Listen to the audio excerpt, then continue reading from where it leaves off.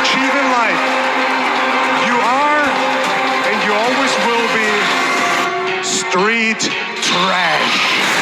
Priest going right after Gunther with the right hand, and the fight is on. And he's gotten very personal, very quick. At SummerSlam, We find out if you're something more than just a privileged scumbag. der Ringgeneral Gunther will become the world. Why are you saying that? What's that? Be patient. It won't be long now. You see, we're waiting for the arrival of certain men. What certain men? There! I said, is that the best you can do? Watch out, watch out, watch out! Oh, great heavens! Goku. Are you lying to me right now? What you trying to check me? Come on, then! You said you was in my house. Okay, so Crub, on my community post, I asked for y'all love confessions. Asking y'all to give me the craziest thing you or your friend have ever done to your boyfriend, girlfriend, or crush. Because, well, I'm nosy and I got nothing else better to do. And because sometimes some people land in unfortunate situations with their POI. Some of you just got tangled up into a crazy situation, and then some of y'all just have riz on the negative. There's no other way of saying it. Not that I'm judging. Well, I am actually. But think of it as criticism. And I know I don't got the audience with the most game. I mean, you're watching me after all. I don't be pulling all the time either. Nigga, we know. Who said that? Which is why I'm the perfect person to give y'all love advice while responding to these confessions. I think we all know what we're about to get into. So let's just dive in. I'm from Trinidad. It's dangerous and hot. And a girl I really like lived in a... I love Kendrick Lamar. He is one of the greatest rappers of all time and is in my top 3 favorite artists. And he ain't number 3. Now, I'm not gay, but I'm just under there. I don't think there's any artist that is as consistently great as Kendrick. I feel like most artists release a good album and then their very next album is either mid or straight up garbage, or they start with a few good projects and then slowly get worse and worse as time goes on. But for Kendrick, that doesn't happen. This man is on a whole different planet. No matter what year this man releases, he will have a top 5 album of that year. Besides 2016, but that doesn't count. This man is uncomparable to any new rappers, and even most old rappers. And that's why I will never forget when Swoozy, one of the GOAT tubers, in an interview with Obama, compared who's better, Kendrick Lamar or Drake? Drake! This man could have said anybody. He could have said Mario. He could have said Cleveland Brown Jr. At least he beat Kanye in a rap battle. But Drake? Drake! The boy lover? The lesbian? Ain't no way. And I love Swoozy. I've been watching this video since middle school. But I never wanted to choke a man more in my life than when he asked that question. On God. Thank God Obama had a brain and picked Kendrick. If he didn't, I would have had an aneurysm. But I'm going off track. This video is about Kendrick Lamar and why I think he's one of the greatest rappers of all time. And in this video, I'll be going through this man's projects and my experience of being a Kendrick fan and how I feel to his music. And I'll be going through each project from Section 80 to all the way to Mr. Morale and the Big Steppers. And I'll say what I think about this album by the end of the video. And also to anybody wondering, this is not an analytical video. I'm not gonna decipher this man's music and life, going through his lyrics, word for word, bar for bar, explaining why it's so deep. That would require research. And that's boring. I like music because it sounds good to my ears. Lyrics also being great is an added bonus. Like, for example, New York State of Mind by Nas is a great song lyrically and all around in general, just a great song. But Playboy Cardi R.I.P. is better. It's just better. You old heads are probably screaming right now. But yeah, in this video, I'ma just be meat riding Kendrick. Like, I'll explain why I do, but it's mostly meat riding. I've been a Kendrick fan ever since middle school. I started listening to him in the first few months after To Pimp a Butterfly came out. And I fell in love instantly.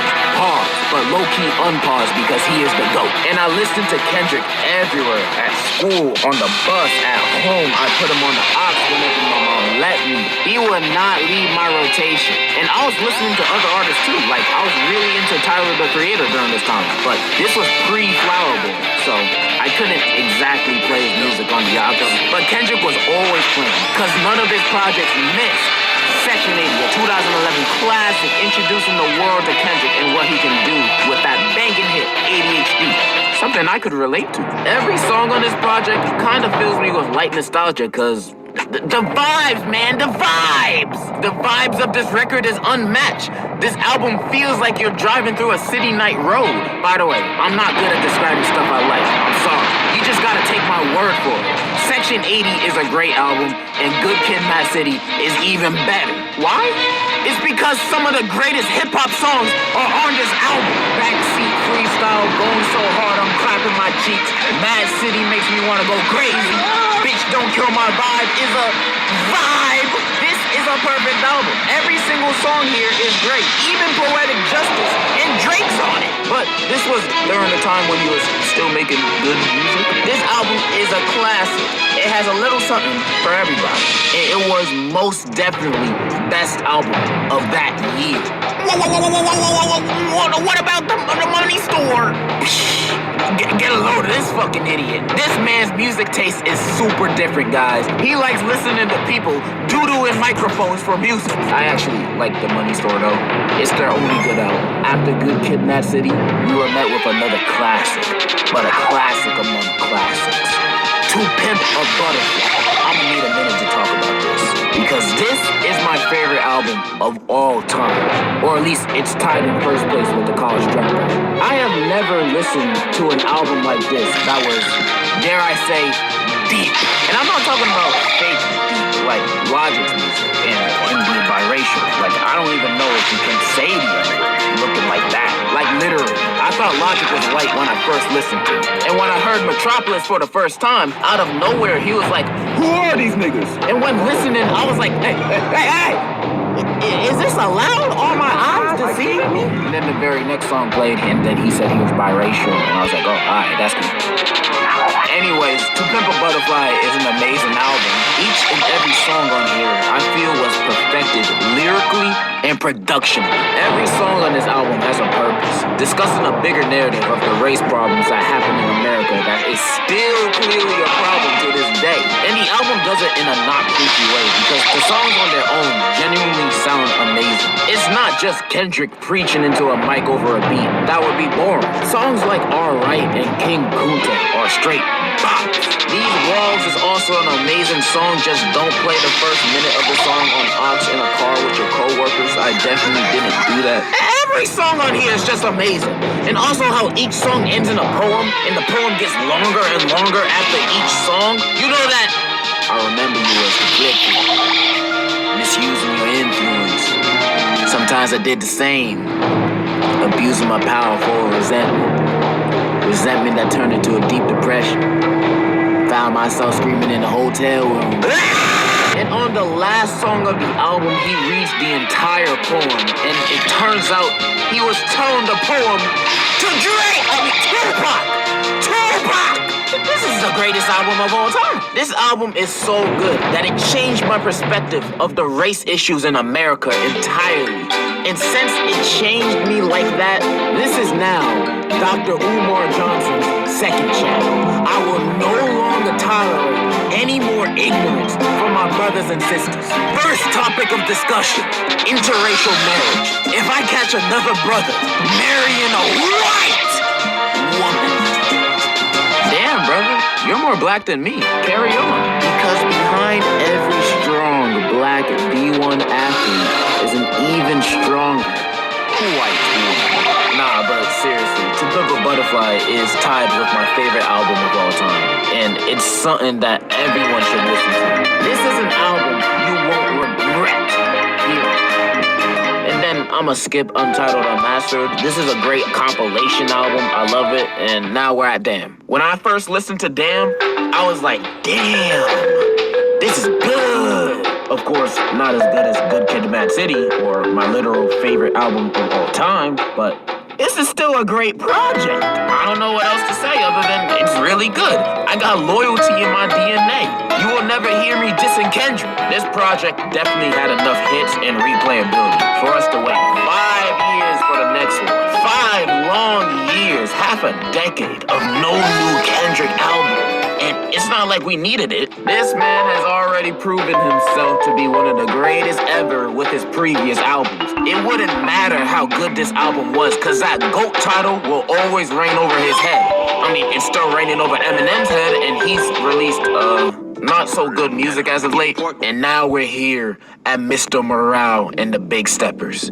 His most vibey album since his first. Every single track on here is a vibe. What else you want me to say? I am not no critic. I can't think of big words to describe music I like. I just like every song on this album just cause I do. Some more than others, but it's still a great album. We got disc 1, Mr. Morale, with bops like damn near every track. N95 just goes hard. Worldwide Steppers with this weird ass beat that I'm just entranced with. United Grief is a goated intro to the album. Die Hard is just, I love that song. It's just a vibe. Disc 2, The Big Steppers, is equally as good. Silent Hill always on my repeat. Mr. Morale just goes hard. Mirror is a great conclusion to the album. And the controversial track, Auntie Diaries. Now, I understand its controversy, but I still think it's a really good song with a good message. And me personally, if I was at a Kendrick concert and he passed me the mic for this song, as respectfully as possible, I'll yell the words fat. That's a joke, don't cancel. But in other words, this is another great Kendrick album. Like, come on, man, the vibes. And I've seen people say, yeah, it's a great album, but it's probably his worst one yet. And I hate that mindset being said for at least people like Kendrick. Cause I feel like that just underplays how good the album actually is. Kendrick has literally never disappointed with none of his albums. He is the most consistent rapper in this day and age. My favorite artist of all time is Kanye. Now, I love Kanye, but Kendrick's lows are way higher than Kanye's lows. So I don't like saying this is their worst project, which I don't even agree with, by the way, because literally every Kendrick album is great, including Mr. Morale and the Big Steppers. I have seen very little artists that are as consistently amazing as Kendrick. Kendrick Lamar is legitimately, no question.